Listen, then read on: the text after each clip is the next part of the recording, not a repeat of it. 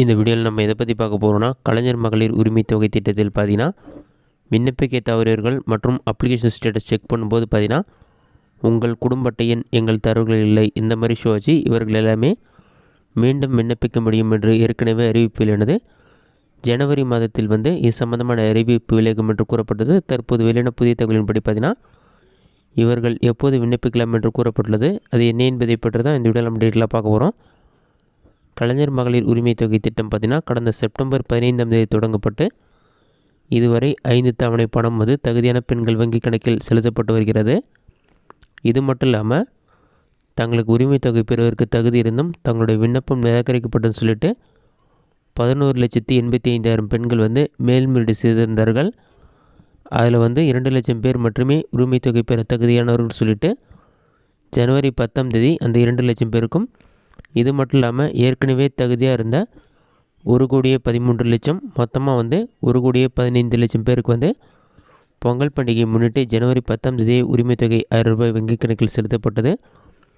இதே சமயத்தில் ஏற்கனவே தகுதி இருந்தும் விண்ணப்பிக்க தவறியவர்கள் அப்ளிகேஷன் ஸ்டேட்டஸ் செக் பண்ணும்போது பார்த்தீங்கன்னா, உங்கள் குடும்ப அட்டை எண் எங்கள் தரவுகள் இல்லை அந்த மாதிரி நிறைய பேருக்கு ஷோ வச்சு அவர்கள் எல்லாமே ஜனவரி மாத இறுதி வாரத்தில் அப்ளை பண்ணலான்னு சொல்லியிருந்தாங்க. கண்டிப்பாக ஜனவரி 29ஆம் தேதியிலிருந்து அப்ளை பண்ணுவதற்கு சம்மந்தமாக அறிவிப்பு விலகும் என்று கூறப்படுகிறது. ஜனவரி 29ஆம் தேதி இசேவை மையம் அல்லது முகாம்கள் ஏற்பாடு செய்யப்பட்டு இவங்க அப்ளை பண்ணுற மாதிரி இருக்கும். இது சம்மந்தமான அறிவிப்பு விரைவில் வெளியாகும் என்று கூறப்பட்டுள்ளது. இதற்கு யாரெல்லாம் அப்ளை பண்ணலான்னு சொல்லிட்டு ஏற்கனவே அவங்க அப்டேட் பண்ணிருக்காங்க. இது உங்களுக்கு தெரியும்னா அவங்களுடைய வெப்சைட்லேயே பார்த்தீங்கன்னா இது சம்மந்தமான டீட்டெயில்ஸ் இருக்குது. யாரெல்லாம் மகளிர் உரிமை தொகைக்கு புதிதாக விண்ணப்பிக்கலாம், புதிதாக விண்ணப்பிக்க தகுதியற்றவர்கள் சொல்லி டீட்டெயிலாக கொடுத்துருக்காங்க. அது என்ன என்பதை பற்றி பார்க்கலாம்.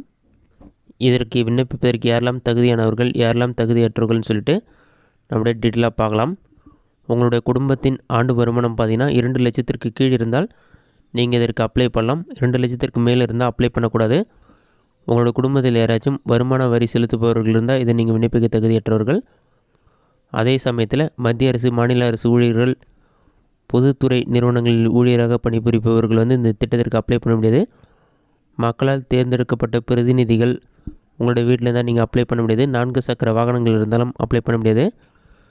நீங்கள் ஜிஎஸ்டி அமௌண்ட் பே பண்ணிங்கன்னா நீங்களும் இதற்கு விண்ணப்பிக்க தகுதியற்றவர்கள். அதே சமயத்தில் ஏற்கனவே பார்த்திங்கன்னா சமூக பாதுகாப்பு திட்ட ஓய்வூதியம் மற்றும் அரசிடம் ஓய்வூதியம் பெறும் குடும்பங்கள் இந்த திட்டத்திற்கு அப்ளை பண்ண முடியாதுன்னு சொல்லியிருக்காங்க.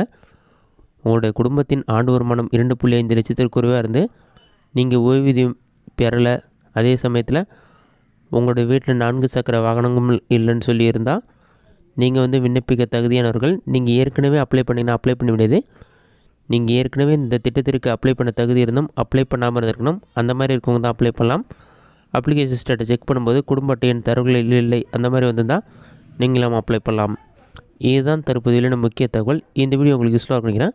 இந்த வீடியோ பிடிச்சிருந்தால் லைக் பண்ணுங்கள். வேறு சின்ன டவுட் இருந்தால் கமெண்ட் பாக்ஸில் கமெண்ட் பண்ணுங்கள்.